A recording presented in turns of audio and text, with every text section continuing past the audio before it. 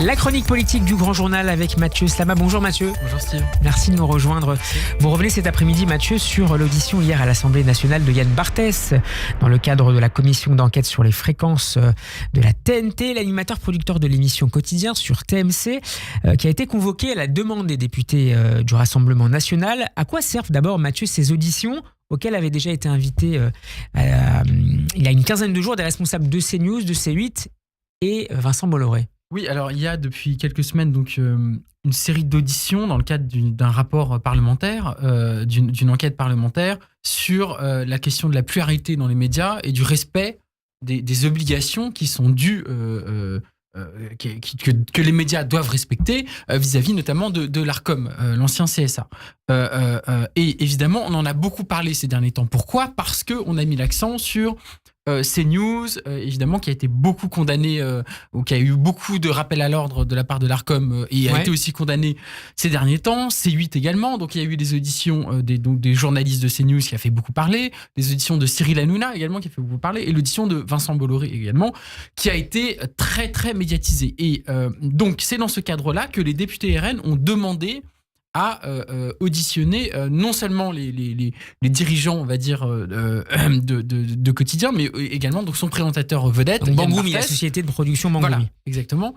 Donc, on demandait à auditionner Yann Barthès pour tout un tas de raisons, mais notamment une, et c'est là-dessus que je trouvais intéressant qu'on discute aujourd'hui, Steve, c'est que Quotidien, donc l'émission quotidienne de Yann Barthès sur TMC, faisant partie du groupe TF1. Faisant partie du groupe TF1, exactement, a une ligne qui est: on n'invite pas des membres de l'extrême droite dans l'émission. Donc, on va citer Yann Barthès, il a assumé de ne pas inviter de responsables en plateau, pas responsable RN, une décision collective liée à la manière dont les journalistes de la rédaction vivent le traitement que leur inflige le RN. Voilà, exactement. Et c'est l'idée que finalement, on n'invite pas l'extrême droite dans un média. Et donc, ça s'appelle en quelque sorte le cordon sanitaire. Alors, ça fait polémique et je trouve intéressant quand même de revenir là-dessus parce que moi, je crois que c'est une idée sur laquelle on doit réfléchir en France aujourd'hui, vu la montée de l'extrême droite.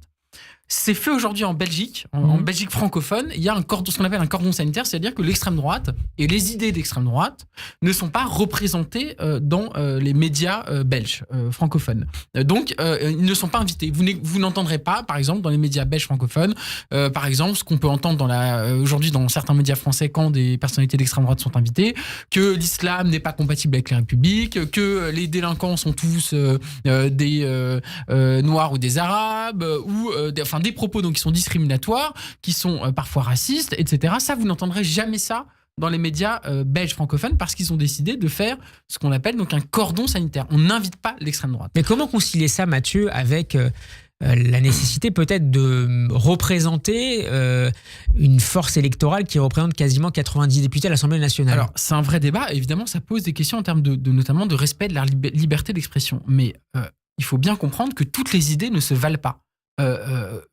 Des idées qui sont discriminatoires, qui sont haineuses et qui constituent des propos soit qui relèvent d'un manquement par rapport à la loi ou qui sont des propos tout simplement haineux et moralement. Mais dans ce cas-là, c'est la justice qui peut intervenir. Alors, il y a évidemment la justice qui peut intervenir, mais il y a aussi la responsabilité des médias, qui est de donner la parole à des idées qui sont dangereuses pour les personnes. Quand vous avez des propos anti-immigration qui sont martelés d'une manière qui sont totalement excessives, ça amène potentiellement à des idées qui sont dangereuses pour les personnes. Et la montée de l'extrême droite en France, on ne peut pas la décorréler avec aussi la parole d'extrême droite qui a été de plus en plus présente dans les médias. Et le cordon sanitaire, c'est une manière aussi de dire les idées d'extrême droite ne sont pas des idées comme les autres. On ne peut pas donner la parole de la même manière à des idées qui sont discriminatoires, qui sont haineuses, qui sont soit racistes, soit même homophobes, ou que sais-je encore. Et cette idée de cordon sanitaire, je pense qu'il faut se la poser en France, parce que la montée de l'extrême droite est aussi liée à la banalisation de certains thèmes. Quand vous avez une porte-parole du mouvement d'Éric Zemmour qui parle de rémigration, c'est-à-dire une politique de ramener des gens dans leur pays d'origine, qui est une politique tout à fait discriminatoire et totalement épouvantable, normalement, ces propos-là ne devraient pas avoir droit de cité dans les médias. De la même manière que des propos qui parlent de grands remplacements ou qui disent que l'islam ne serait pas compatible avec notre pays, ou d'autres propos encore. Je veux dire, quand Jordan Bardella, par exemple, pas simplement imposer des contradicteurs sur ce type de plateau plutôt qu'interdire ça veut dire, si on met des contradicteurs, ça veut dire que toutes les idées se valent. Je veux dire, quand Jordan Bardella explique que Jean-Marie Le Pen n'était pas antisémite, on a dans un média, on a un énorme problème.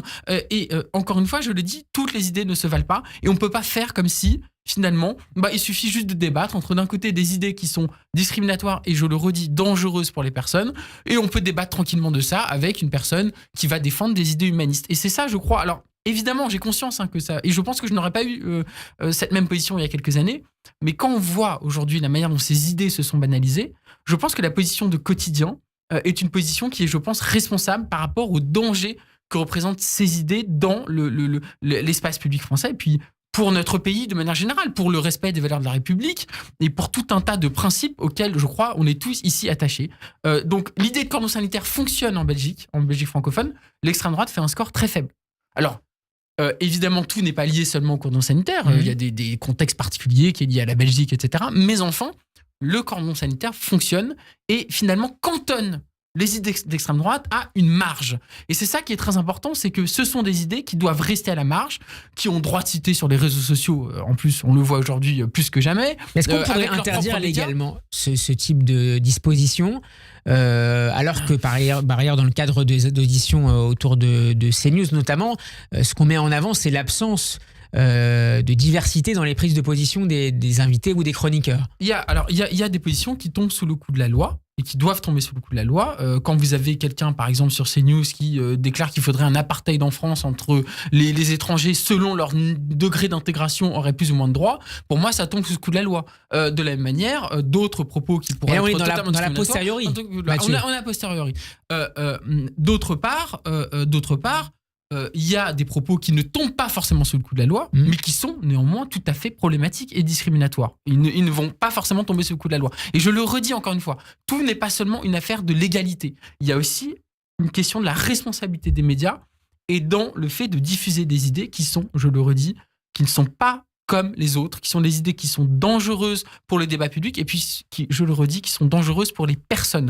Quand vous avez des gens qui déshumanisent en permanence les migrants, les exilés, qui déshumanisent une partie de la population parce qu'elle serait de telle religion, de telle origine ou que sais-je encore, ce sont des... Mais si à l'inverse d'autres forces politiques, pardon, et vraiment pour conclure, l'extrême gauche, si certains directeurs de rédaction considèrent que certaines propositions, certaines déclarations de responsables d'extrême gauche peuvent créer des troubles à l'ordre public, est-ce qu'il faudrait du même coup les interdire ? Non, parce que moi, il y a quand des propos, en effet, qui sont tenus par des personnalités, qui soient de gauche, de droite ou que sais-je encore, contreviennent à la loi ou à des principes fondamentaux, évidemment qu'il faut le dire et il faut le condamner. Mais en revanche, on ne peut pas mettre une équivalence, je suis désolé, entre la gauche, même la gauche radicale, et l'extrême droite. Non, mais je veux dire, c'est très subjectif. C'est subjectif, mais dans notre pays, jusqu'à encore il n'y a pas si longtemps, on considérait l'extrême droite comme un parti à part. Mais on a invité Jean-Marie Le Pen depuis au moins les années 80. Jean-Marie Le Pen, mais tout en ayant à cœur de le marginaliser et en rappelant en permanence la manière dont ses propos étaient tout à fait dangereux. Et il y avait en France jusqu'à récemment l'idée que l'extrême droite, ça n'était pas comme les autres partis. Et on ne peut pas comparer, même si l'extrême gauche peut tenir des propos tout à fait problématiques, je suis le premier à le dire, mais enfin, ce n'est pas comparable avec l'extrême droite qui est un parti héritier de Vichy et d'une idéologie qui est profondément dangereuse pour la République et pour la France. Merci Mathieu Slama d'avoir été avec nous. On peut vous réécouter un podcast sur radioj.fr et vous retrouver en vidéo. Bonne fin de semaine, à jeudi. Bonne fin de semaine.